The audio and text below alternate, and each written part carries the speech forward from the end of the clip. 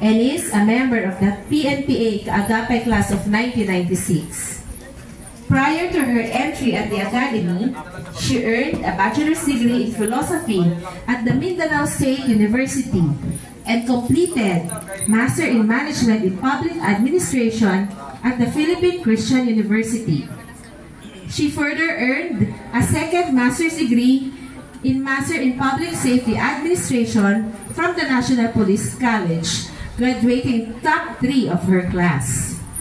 And within the year, hopefully, classmate, makakagraduate po kami sa aming doctoral degree. Wala pa, within the year pa lang. Her journey in public service started with the Armed Forces of the Philippines when she became a candidate soldier in the Philippine Navy Women Auxiliary Corps in 1992. She was a seawoman second under the same organization until she joined the Philippine National Police Academy as cadet in 1994. She became the first female officer to specialize in fire and arson and post-blast investigation, and eventually became the chief of the investigation and intelligence unit of the Quezon City Fire District.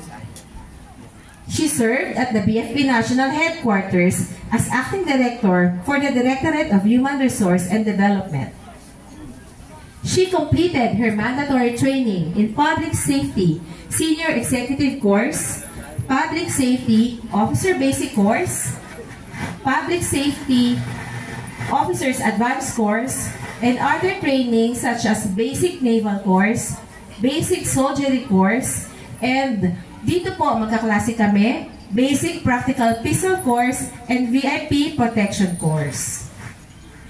In her 32 years of dedicated service, her commitment to excellence has earned her numerous accolades, including the Presidential Citation Award, Medalya ng Kagalingan, Medalya ng Mabuting Asal, Medalya ng Papuri, Medalya ng Katapatan sa Paglilingkod, Medalya ng Paglilingkod, Medalya ng Pagtulong sa Nasalanta, Military Commendation Medal, and Presidential Streamer Award.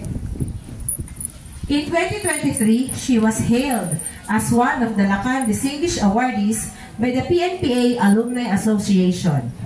And this year, she is also one of the recipients of the prestigious 2024 Outstanding Women in Law Enforcement and National Security Award.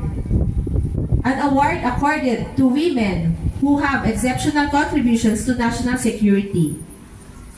Our guest of honor speaker is a remarkable woman who epitomizes dedication, innovation, and action.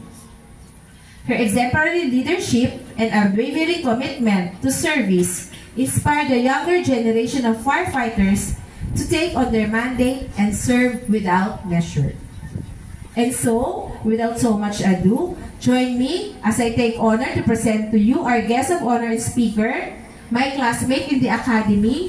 Siya po yung isa sa akin tuwing naririnig ko po siyang kumakanta ng kami po ay mga kadete. The Regional Director of PNP Region 10, Fire Chief Superintendent Alma Gran Abacahim, MMPA, MPSA, Ma'am.